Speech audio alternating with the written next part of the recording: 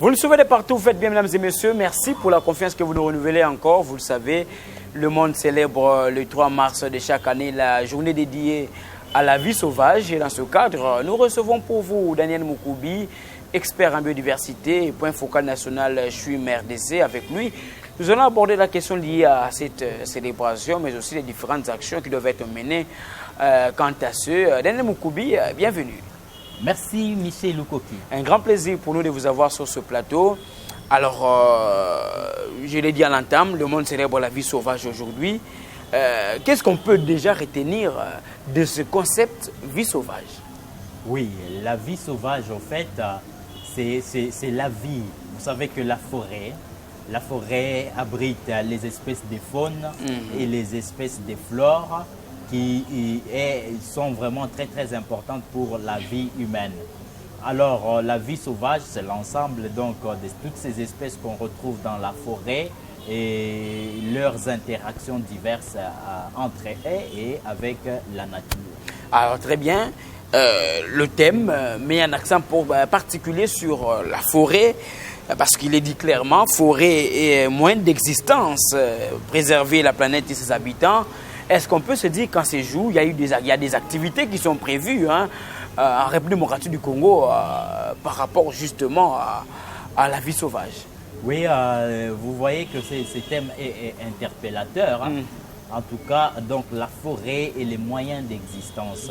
Avec la forêt, nous avons vraiment plusieurs services qui sont fournis. Et en RDC, plusieurs initiatives sont mises en place pour arriver notamment à préserver la forêt. C'est par exemple le programme SWIM, c'est l'anagramme anglais qui correspond au projet de gestion durable de la faune sauvage. Et donc, Sustainable Wildlife Management System, Management Programme. Et SWIM en République démocratique du Congo est un projet qui a commencé depuis août 2018 avec l'appui d'un consortium de 4 partenaires. C'est sous le financement de l'Union européenne. Et en République démocratique du Congo, le programme SWIM est mis en œuvre par Wildlife Conservation Society, WCS, en partenariat avec le ministère de l'Environnement et du Développement durable, mais aussi de l'Institut congolais pour la conservation de la nature, ICCN. Très bien, alors ce programme, quelles sont les actions menées par ce programme dans le cadre justement de la préservation de la vie sauvage? En fait, SWIM met en place un paquet d'actions qui visent 6 principaux résultats. Très bien. Alors, le premier résultat, il est relatif au cadre institutionnel et légal. Et donc, avec ça, SWIM arrive à mettre en place, à compiler les textes juridiques, donc les textes légaux et réglementaires du secteur de la forêt, mais aussi de la faune sauvage. Et ce premier résultat va permettre d'avoir vraiment un aperçu global sur les lois et les règlements en matière de la gestion durable de la faune sauvage en particulier.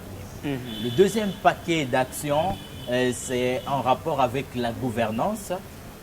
Il faut arriver à renforcer les capacités des communautés locales et des peuples autochtones pour mettre en place des mécanismes de gestion qui soient durables et compatibles avec la gestion de la nature, qui soit rationnelle. Alors une gouvernance forestière. Oui, une gouvernance forestière qui vise vraiment des pratiques rationnelles.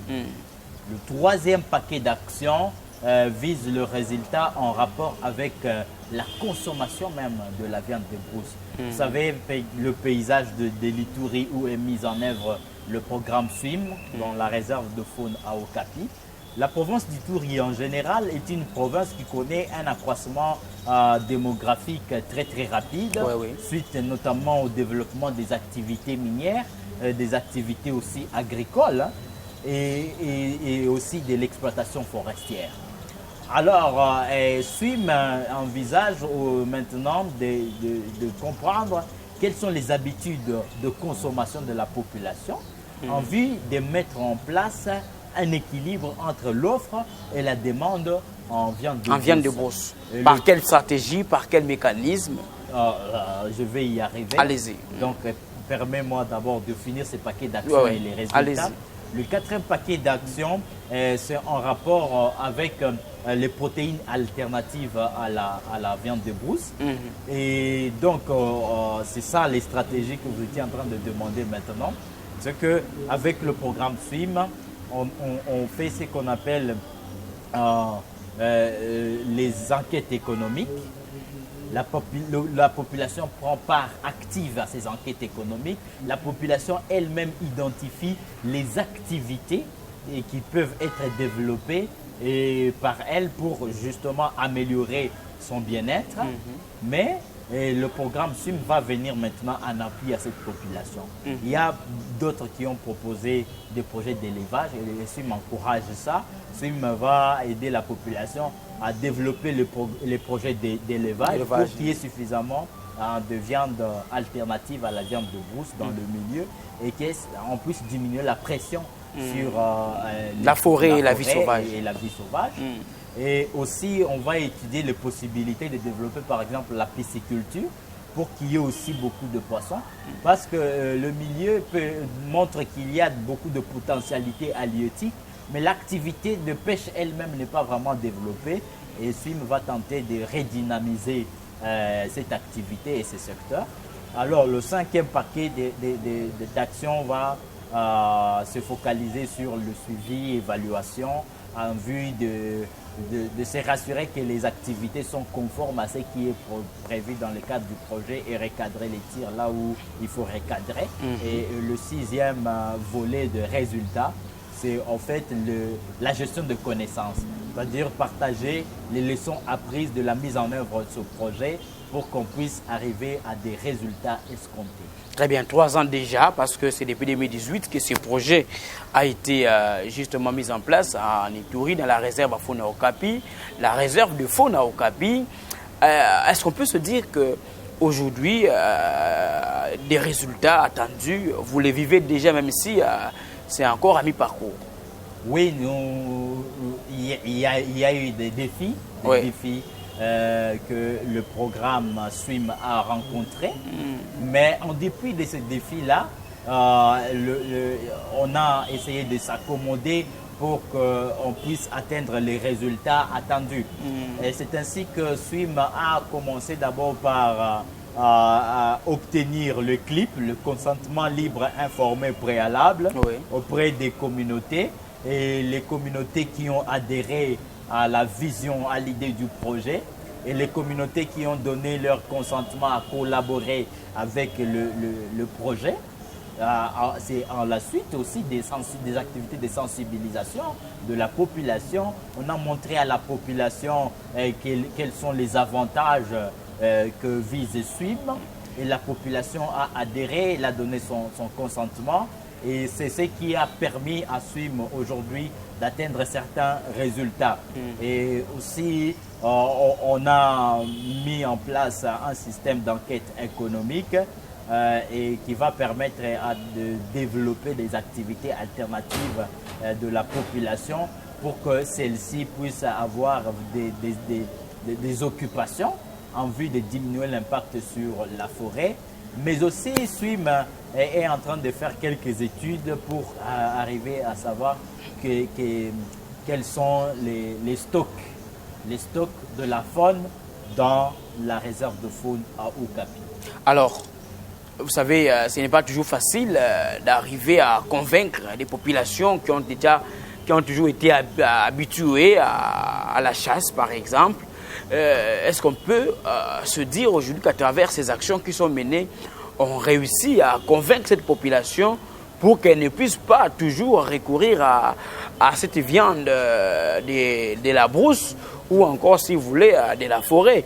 Et même si vous dites qu'il y a des projets qui ont été mis en place dans le cadre d'élevage, mais est-ce qu'on a pu convaincre véritablement cette population à éviter toutes les actions qu'il était en train ou qu'elle était en train de mener qui allaient dans le sens de mettre en mal la vie sauvage.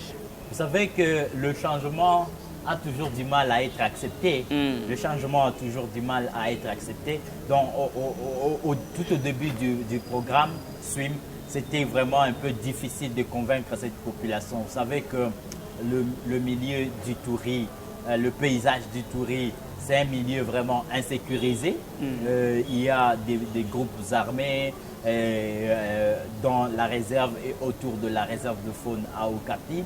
Il y a les défis sanitaires liés à la pandémie de Covid, par exemple. Covid-19. Avant Covid, c'était d'abord la maladie à virus Ebola. Mais tous ces défis n'étaient pas de nature à permettre justement un bon climat de travail. Mais SWIM a mis en place un système qui a permis quand même d'approcher la population. Il y a des agents de terrain SWIM qui descendent régulièrement sur terrain et qui approchent la population, qui approchent les autorités locales, qui font même des focus group et pour expliquer à la population les objectifs de SWIM, les résultats attendus et comment SWIM compte justement sur l'apport de la population en vue d'atteindre les résultats escomptés. Est-ce qu'on met aussi à profit les médias locaux qui sont sur place pour que finalement on vulgarise toutes les actions aussi, ces soucis de préserver cette vie sauvage? Oui, justement, il y a tout un plan de communication SWIM en République démocratique du Congo et qui vraiment met en place une bonne communication et les médias sont contactés, même au niveau local, et il y a des affiches qui sont produites, des produits donc de visibilité du projet. Il y a des pancartes qui sont fixées parce que la population a accepté. On a fixé des pancartes pour qu'il y ait la visibilité des SWIM. Il y a des films qui sont produits pour qu'on puisse arriver à faire vraiment comprendre à la population comment elle doit arriver à mettre en place des pratiques durables de chasse, par exemple. C'est ainsi qu'on organise les chasseurs pour qu'eux-mêmes puissent arriver à déterminer les règles de chasse qui soient vraiment durables et compatibles avec la réalité du terrain en vue d'arriver à une gestion vraiment durable de la faune sauvage. Alors, nous sommes le 3 mars, le monde parle ou célèbre la vie sauvage. En même temps, il y a ces grands soucis d'intensifier les actions en vue de lutter contre la criminalité des espèces de la faune. Est-ce que à travers ce programme SWIM, on peut se dire que il y a eu en amont une sensibilisation, c'est vrai que vous l'avez évoqué, par rapport à la population, pour que finalement on arrive à réussir cette lutte contre la criminalité faunique, mais aussi les instances judiciaires qui devraient contribuer à beaucoup, de manière à ce que l'on puisse dissuader tous ceux qui s'illustrent dans des actes qui vont dans le sens de mettre en mal les espèces de la faune. Oui, la journée du 3 mars, c'est une journée finalement qui a été décidée par l'Assemblée générale des Nations Unies en 2013. Et le 3 mars, c'est une journée qui a été décidée en mémoire de la date à laquelle était signée la Convention sur le commerce international des espèces de flore et de faune menacées d'extinction, la Convention CITES. Et c'est une convention qui vraiment traite avec beaucoup de rigueur, la question de criminalité faunique.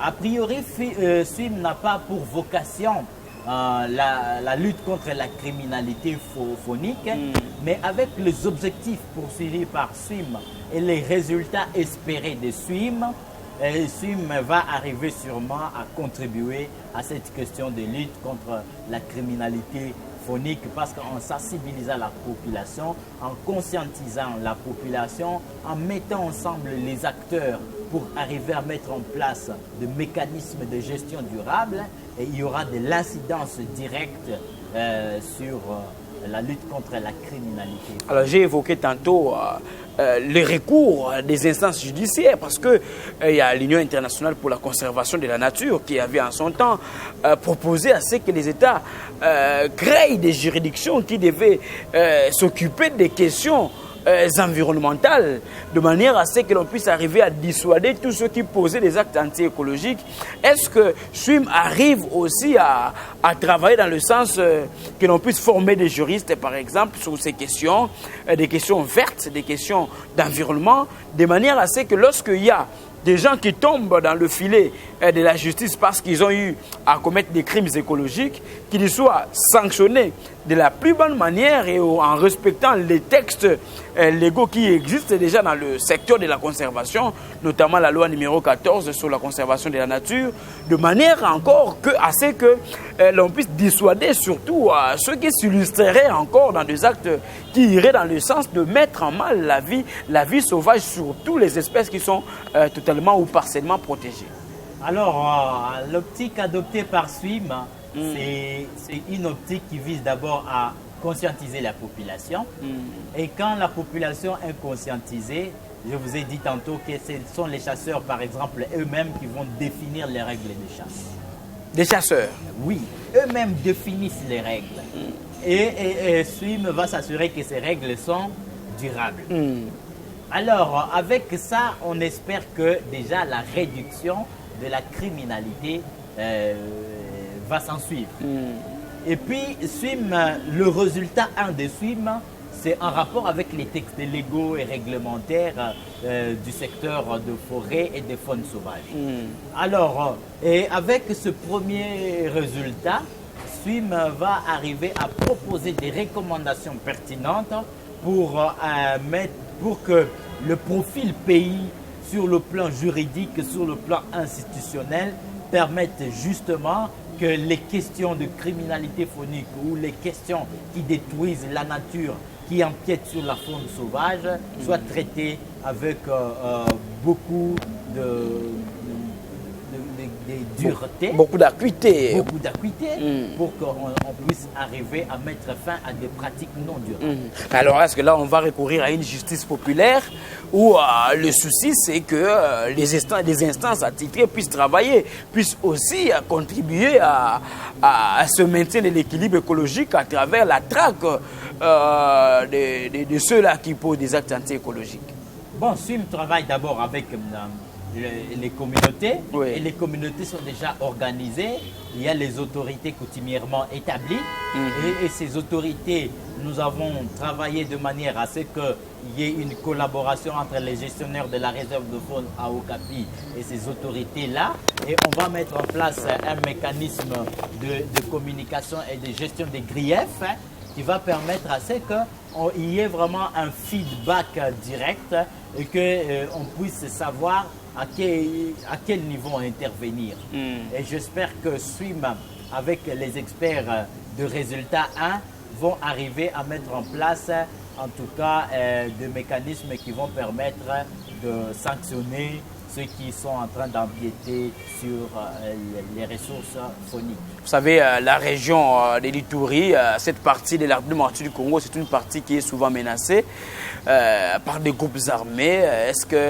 Quels sont les défis rencontrés justement pour arriver à exécuter ce programme SWIM 3 ans déjà, même si vous avez parlé de 5 ans.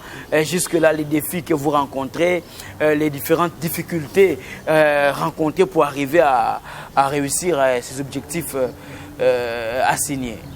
Les défis, c'est d'abord, voilà, arriver à convaincre la population que voilà, vous avez plutôt beaucoup d'intérêt à coopérer, à collaborer avec le programme SWIM pour que vous puissiez avoir des résultats satisfaisants. Des défis sécuritaires, j'ai dit qu'il y a vraiment beaucoup de groupuscules et des groupes armés en dehors et même à l'intérieur de la réserve à Okapi. Et ces groupes armés empiètent parfois sur la faune et ce sont vraiment des défis énormes et nous croyons que avec la collaboration entre WCS et ICSN et les autorités aussi nationales vont s'impliquer à un haut niveau pour arriver à maîtriser ces groupes armés, mais aussi des défis sanitaires. Le virus Ebola était dans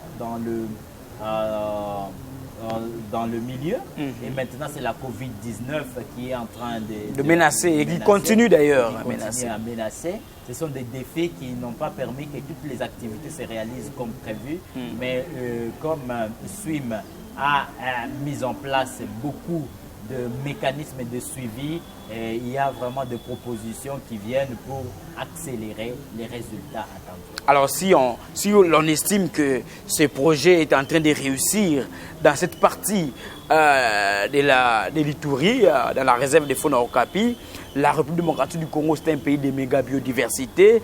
Nous avons la vie sauvage partout en République démocratique du Congo. Est-ce que WCS et ses partenaires, est-ce qu'ils pensent à travers même ce programme SWIM étendre les actions au niveau des autres aires protégées, si vous voulez, dans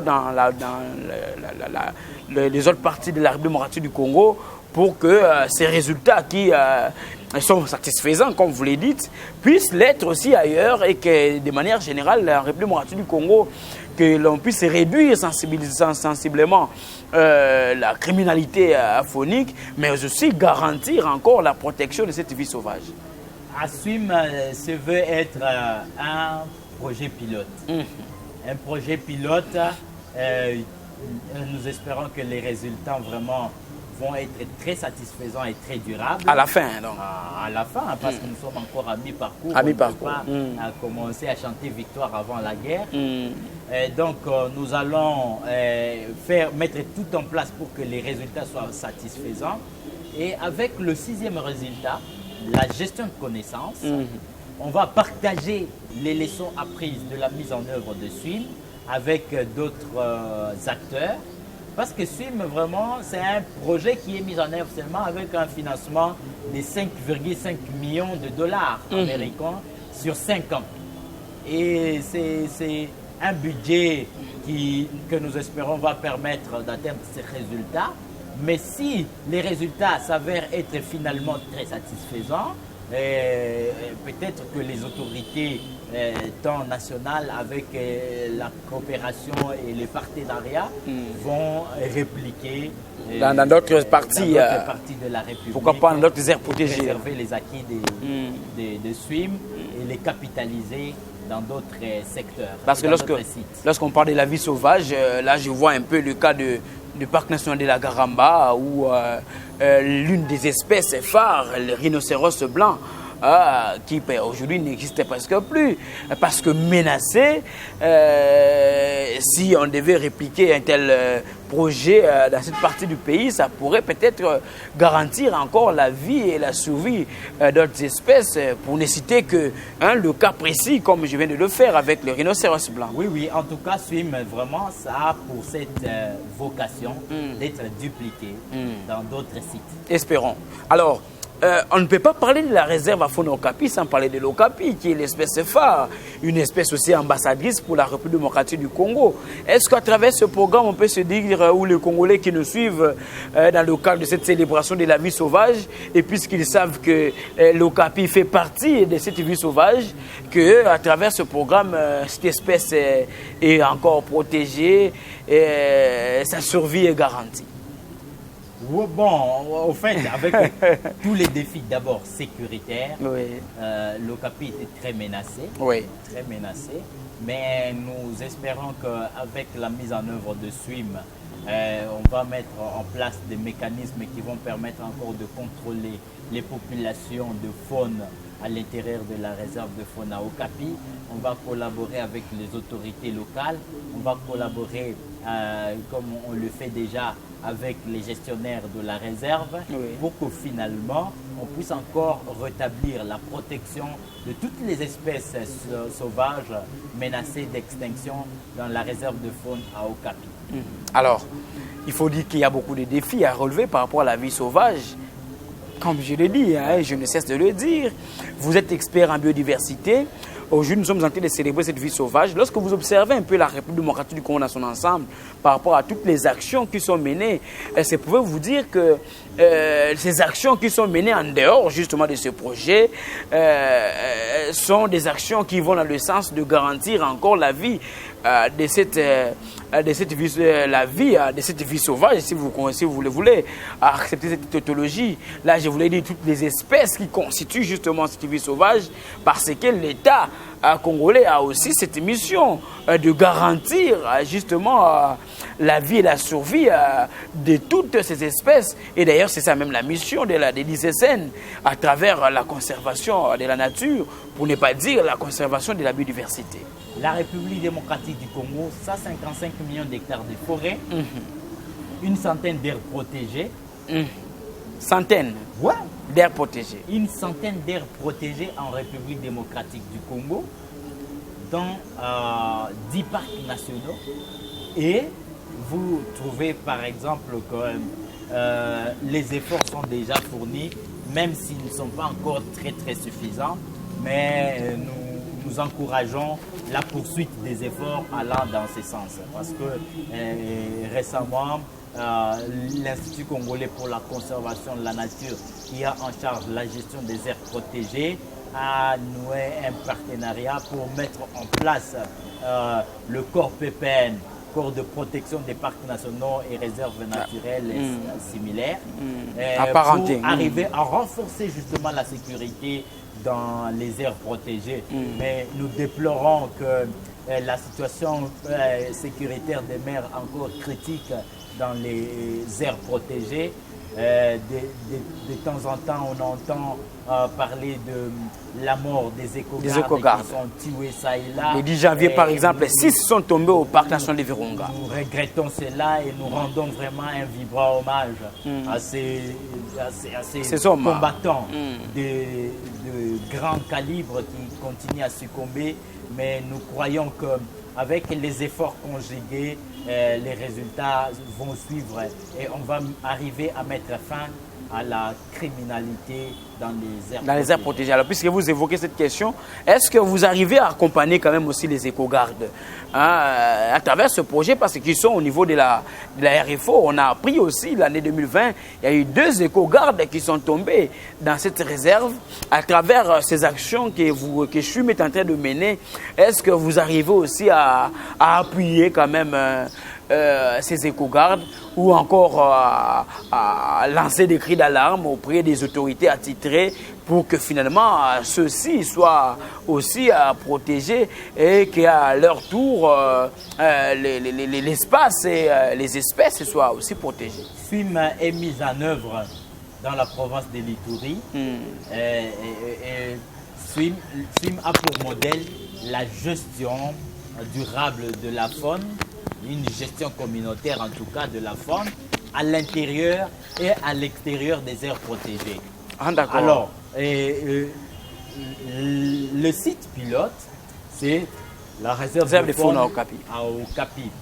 Et donc, en étant mise en œuvre dans cette réserve, SWIM apporte son appui à l'équipe de gestion de la réserve de faune à Okapi pour arriver vraiment à mettre en place des mécanismes de gestion durable de cette réserve. Parce qu'il faut déjà annoncer ou rappeler que la réserve de faune à Okapi est co-gérée avec, entre l'ICCN et les WCS, et que WCS, c'est lui qui met en œuvre le programme SWIM.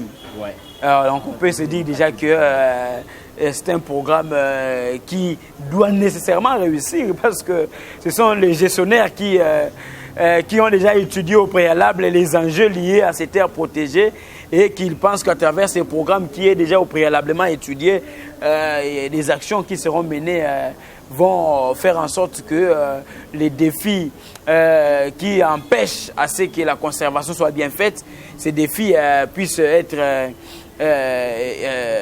mis de côté, et que finalement les actions puissent réussir en faveur de la conservation, mais aussi en faveur des communautés locales, parce que souvent ce sont les populations autochtones qui exercent cette pression sur la vie sauvage. Exactement. Nous pensons vraiment que SWIM est dans la bonne voie et que SWIM va mettre en place tout ce qu'il faut pour atteindre les résultats annoncés. Et ça sera pour le bien-être de la communauté, de toute la population, à l'intérieur et à l'extérieur de la réserve. Et nous allons vraiment continuer à travailler pour que SWIM atteigne ces résultats et que ces résultats puissent être dupliqués dans d'autres sites pour que la population locale puisse vraiment se retrouver et que la faune aussi soit vraiment protégée comme il le faut. Voilà. Le thème de la journée met un accent particulier sur les forêts, vous l'avez évoqué. Moyen de subsistance ou d'existence, et il s'est fait que la vie de l'homme dépend de cette vie sauvage. Absolument. Alors, de manière globale, quand vous regardez le projet tel qu'exécuté, quand vous regardez le Congolais, même les citoyens lambda qui est en train de nous suivre, peut-être qu'ils se posent la question, même si vous avez eu à expliquer ce que c'est la vie sauvage au départ, qu'est-ce qui doit être fait encore? Quel est l'appel que l'on peut lancer encore aux autorités pour que ce soit le projet SWIM ou encore les différentes actions qui peuvent être menées en faveur de la vie sauvage puissent réussir? Oui, c'est d'abord, nous allons demander que les autorités s'impliquent, en tout cas avec tout l'engagement possible pour arriver à rétablir l'ordre et la sécurité dans les aires protégées. Et nous allons aussi demander aux autorités de continuer à fournir des efforts pour arriver à mobiliser beaucoup de financement afin de mettre en place plusieurs initiatives qui vont concourir à la gestion durable de la faune sauvage. Et nous allons aussi demander aux autorités de mettre fin à la corruption, parce que c'est la corruption aussi qui contribue à menacer fortement les espèces de faune et de flore qui sont menacées d'extinction aujourd'hui. Et que donc les efforts sont encore vraiment à fournir et que si les efforts conjugués bénéficient de l'apport de tous, alors là, on pourra espérer avoir des bons résultats. Alors, puisque vous parlez de la corruption, est-ce que vous n'êtes pas victime ou le projet SWIM n'est pas encore victime ou n'est pas déjà victime de cette instrumentalisation de certaines politiques? Parce que souvent, on se rend compte que certains acteurs vont dans le sens d'instrumentaliser les populations locales pour arriver à saboter certaines actions qui sont menées. Oui, c'est pourquoi je vous ai dit surtout dans la partie est de la réserve, il y avait eu beaucoup de réticences parce que certaines notabilités n'étaient pas d'accord avec le projet. Et je vous ai dit aussi que dans le milieu, il y a plusieurs activités minières et que toutes ces activités ont des impacts négatifs sur la faune et sur la forêt. Alors, SWIM a été obligé de mettre en place un mécanisme de coopération pour arriver à convaincre ces autorités et ces populations afin que on puisse regarder dans la même direction et mettre en place des mécanismes de bonne exécution des activités prévues dans le cadre du projet. Et finalement, nous croyons qu'avec cette politique de collaboration, les autorités locales vont collaborer avec le programme, la communauté locale va collaborer avec le programme pour qu'à la fin du projet, après les 5 ans, on puisse arriver justement à dire voilà, les résultats ont été atteints et que le projet sera maintenant durable parce que les acquis du projet seront capitalisés par la population. Même après le projet, ils vont continuer avec leurs activités, par exemple de l'élevage, de pisciculture et aussi des chasses durables. Alors, quels sont les garde-fous? Parce que vous avez dit ça veut dire que nous sommes encore à mi-parcours. Il se peut qu'à la 4e année, qu'il y ait une instrumentalisation de la population. Quels sont les garde-fous mis en place à travers ce projet, bien sûr, pour que l'on ne puisse pas tomber dans cette situation de manière à ce que l'on ne puisse pas aussi saper les actions qui sont déjà menées jusque-là? Des bonnes garanties. SWIM a suggéré que ce soit d'abord des sauvegardes sociales. Oui. Et à travers le CLIP, consentement libre informé préalable, on amène la population et les autorités à comprendre que c'est très très important de collaborer avec le projet, c'est très très important de soutenir le projet et de s'impliquer dans les activités pour atteindre les résultats escomptés. Et si la population trouve que ces clauses sociales sont garanties, alors à ce moment, elle va coopérer comme il le faut. Et les gardes-parcs seront formés sur les règles que les chasseurs eux-mêmes vont mettre en place. Et les communautés seront renforcées en capacité et cela sont autant de garanties qui vont permettre à ce que SWIM atteigne les résultats. En plus, bien sûr, de l'appui sur les activités alternatives des populations locales. Alors, c'est un raisonnement par analogie, parce que lorsqu'on regarde tous les efforts que l'ICSN est en train de mener, par exemple dans le parc national de Virunga, malgré ces efforts, les acteurs ou certains acteurs ne cessent jamais d'instrumentaliser cette même population qui bénéficie des apports ou encore des efforts de l'ICSN. L'ICSN qui arrive à mettre même des barrages hydroélectriques, qui arrive à créer des chocolateries en la faveur de la population, mais cette même population parfois est utilisée. C'était ça le sens de la question, pour dire les véritables garde-fous mis à travers ce projet pour que l'on ne puisse pas tomber dans la même situation qui pourrait faire en sorte que les actions menées puissent être sapées. Assume à cet avantage-là, d'abord d'être un programme dans lequel le gouvernement est totalement impliqué et assure le suivi.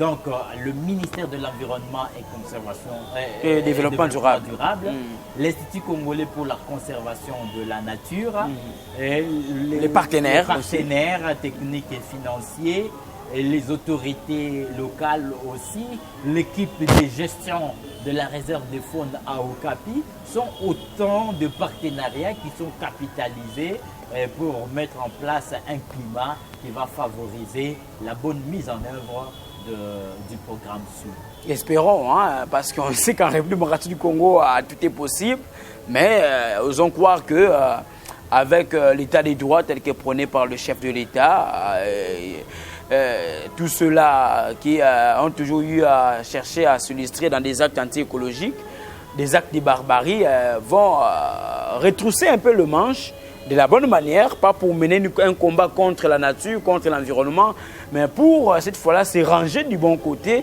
et attaquer justement les ennemis et de la République et les ennemis de la conservation. Alors nous sommes arrivés déjà à la fin de ce magazine d'actualité. Un dernier mot. Alors, cette journée de 3 mars, c'est aussi une journée de sensibilisation. Ah, d'accord. Et c'est pourquoi je profite pour lancer un message vraiment à toute la population. Vous savez que ces 2 dernières années sont des années avec des pandémies, avec des maladies comme Ebola et comme Covid-19. Nous ont rappelé que c'est très très nécessaire d'être prudent dans la nature, parce que si nous sommes imprudents dans la nature, nous allons contracter des maladies portées par les espèces de faune. Et donc, il est très important de préserver la forêt, il est très important de contribuer à la conservation de la faune, mais aussi il est très important que la population et les autorités puissent collaborer pour mettre en place des mécanismes de gestion durable de la faune. Nous sommes tous conscients que la viande de brousse est très très importante pour la population, mais si ces pratiques de chasse ne sont pas durables, alors à ce moment-là, on va manquer la viande de brousse. C'est pourquoi il faut mettre en place des mécanismes de gestion durable et SWIM est justement là pour mettre en place ces mécanismes afin que la population puisse se retrouver et que son état de vie soit amélioré. Voilà, mesdames et messieurs, c'est par cette note que nous bouclons la boucle avec votre magazine d'actualité, Savoir en parler. Je rappelle que j'ai reçu pour vous Daniel Moukoubi, expert en biodiversité, point focal national SWIM RDC.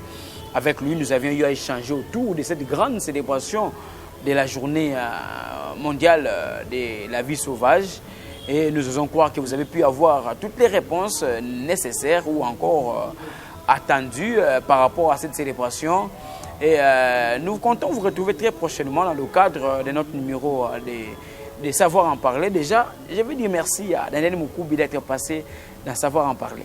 C'est à moi de vous remercier, Michel Okoki. Voilà, merci à Cédric Amissi, merci à Myriam Mondombele qui nous ont servi derrière la caméra, merci à Rodé Kebonda qui nous permet d'ailleurs d'arriver chez vous. Mesdames et messieurs, d'ici là, portez-vous bien et restez fidèles au programme de la RTEC Tropicana, le seul programme qui ne vous cause pas de constipation. Au revoir.